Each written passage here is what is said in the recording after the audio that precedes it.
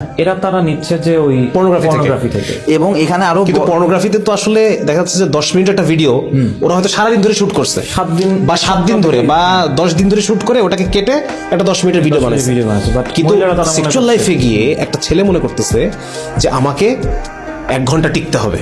ওই যে ভাইগ্রা খেয়ে আসছে 55 বছরের বুড়া, মানে সে মনে করতেছে আমাকে টিকতে হবে 1 ঘন্টা।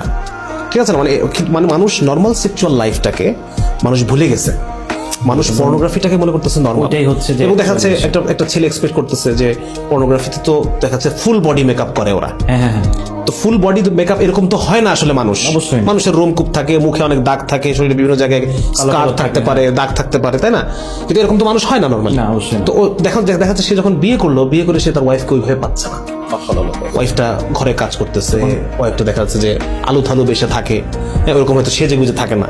তো এর ফলে যেটা হচ্ছে যে সে অ্যাট্রাকশন লেভেল কমে যাচ্ছে, তার কারণে তার মানে সেক্সুয়াল লাইফে সে হ্যাপি হতে পারতেছে না।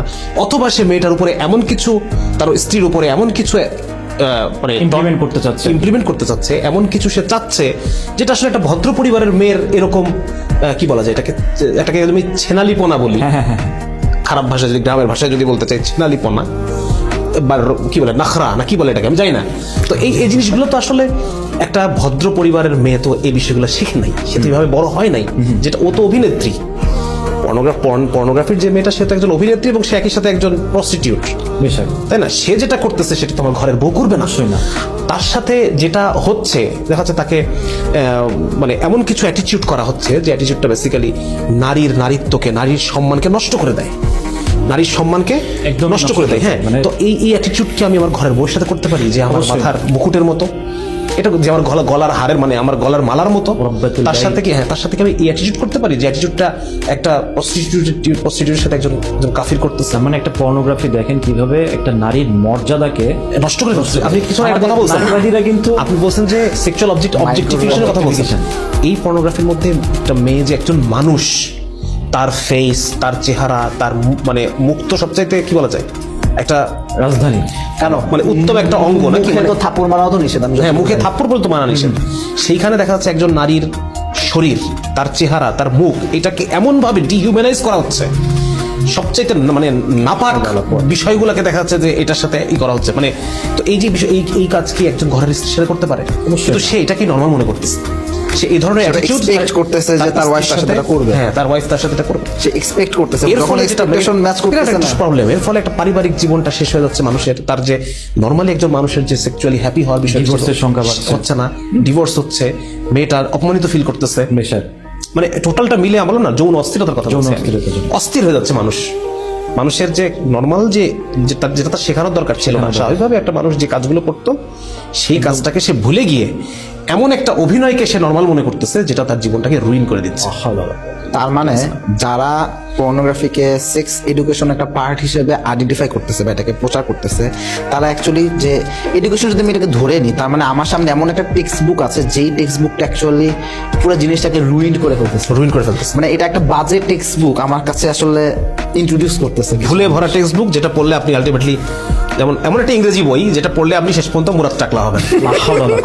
মানে সহজভাবে যদি বোঝাতে চাই, এমন একটা ইংরেজি টেক্সট বুক যেটা পড়লে আপনি মুরাদ টাকলা হচ্ছে। তো সত্যি ভাই এবং মর্তুজা ভাই, এখন ধরেন এই যে আমরা এতক্ষণ আলোচনা করলাম, বিশদ আলোচনা করেছিলাম যে কেন পর্নোগ্রাফিকে নর্মালাইজ করা হচ্ছে, বাবা মারা কেন করছে না, এটার যে ব্যাড ইফেক্টস, সাইড ইফেক্টস।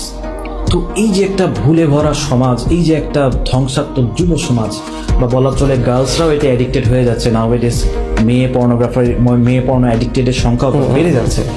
এই যে একটা প্যান্ডেমিক মর্তুজা ভাই যেটা যে শুরু করলো, করোনার প্যান্ডেমিক থেকেও বেশি, এই প্যান্ডেমিক থেকে আমরা আমাদের সমাজকে, আমরা আমাদের যুব সমাজকে কিভাবে আমরা এইখান থেকে বের করে নিয়ে আসতে? আমি একটা মানে রিয়েল লাইফ এক্সাম্পল দিই। সেটা হচ্ছে ওয়ান্স আপন এ টাইম সমাজে মদ প্রচন্ড রকমের অ্যাভেলেবল এবং নর্মাল একটা ব্যাপার ছিল আরব সমাজে, ইভেন নবুয়তের পরেও, তাই না? হ্যাঁ। যখন আল্লাহ তাআলা অবশ্যই ধাপে ধাপে আয়াত নাজিল করছেন, কিন্তু যখন ফাইনাল আয়াতটা নাজিল হলো, পুরা মদিনার রাস্তায় মদের বোতল মানুষ সাথে সাথে মানে মদের যা যা পাত্র ছিল সব ঢেলে দিছে, যে মদ খাইছে সেও বমি করে ফেলে দিছে। উগড়াই দিছে। ফেলে দিছে। আমরা কিছু কথা বলি, সেটা হচ্ছে একবারে এগুলা বের করা যায় না, একবারে শেষ করা যায় না, আস্তে আস্তে করো। আস্তে আস্তে করো।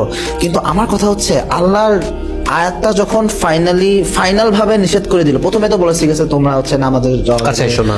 না, যখন মদ্য অবস্থায় যেন নামাজ না পড়া হয় এটা, কিন্তু যখন একদম বলে দেওয়া হলো যে ঠিক আছে তুমি মদই খেও না, একদম পরিপূর্ণভাবে হারাম করে দেওয়া হলো, ওটার পরে কিন্তু কোনো সাহাবী এই কথা বলেন নাই যে আমার একটু সময় লাগবে, I need some time। এমন একটা সলিউশন আমার দরকার যেটা পুরো ব্যবস্থাটার একটা সলিউশন নিয়ে আসে। লাইক একটা ছেলে পরীক্ষায় নকল করতেছে, তাহলে পরীক্ষার নকল বন্ধ করার জন্য আমি যদি খুব কড়া গার্ড দিই, সিসি ক্যামেরা লাগাই, ভূত কিছু লাগে, ও হয়তো পরীক্ষার নকল ওই পরীক্ষাটা হয়তো করবে না। কিন্তু আমি যদি এমন একটা সলিউশন নিয়ে আসি যে ও ভালো করে লেখাপড়া করতেছে যেন ও নকল না করে, তাহলে কিন্তু গোড়া থেকে চেষ্টা, মানে এটা হচ্ছে পজিটিভ সলিউশন আর কি, একদম 100% সলিউশন। মানে আর একটা হচ্ছে নেগেটিভ সলিউশন, মানে আমি তাকে আটকাচ্ছি, আর একটা হচ্ছে তাকে আমি ভালো করতে উদ্বুদ্ধ করছি। আপনি বাদ দিয়ে কতক্ষণ আটকাতে হবে? অবশ্যই। বাঁধের তো লিমিট আছে। লাইক আপনি এত বড় বাদ দিলেন এর উপর দিয়ে পানি জোয়ার আসবে, ওটাকে আপনি ঠেকাইতে পারবেন? কিন্তু আপনি এমন কিছুটা করলেন যে বাদ আমার দরকার নেই, একদম একাই বাদ হয়ে যাবে। হ্যাঁ, ওটা নিচ থেকেই। সুতরাং যেহেতু এইরকম একটা সলিউশন ইসলাম আমাদেরকে দিয়েছে, কমপ্লিট ভাবে আসলে ইসলামের মধ্যে আসা দরকার। ইসলাম আমাকে কি বলতেছে? কোরআনে বলা আছে ব্যভিচারের কাছেও যেও না। ব্যভিচার মানে কি? ব্যভিচার মানে কি? প্রি ম্যারিচুয়াল বা আমার হচ্ছে গিয়ে এক্সট্রা ম্যারিচুয়াল যেই ইন্টারকোর্সের ব্যাপারটা আসে, এটা কাছেও যেন। এটার কাছে কি? একটা মেয়ের সাথে আপনি প্রেম করতেছে, এটা কিন্তু ব্যভিচারের কাছাকাছি একটা জিনিস। এরপরে প্রেম হবে, এরপরে ব্যভিচার হবে। পর্নোগ্রাফি, আপনি যেটা চোখের বললেন, জিনা। আপনি বলেন কি সফট পর্ন থেকে হার্ডকোর পর্ন, সেখান থেকে পারফেকশন, শুরুটা কি? কাছে, ব্যভিচারের কাছে। এমন একটা সিস্টেম ইন্ট্রোডিউস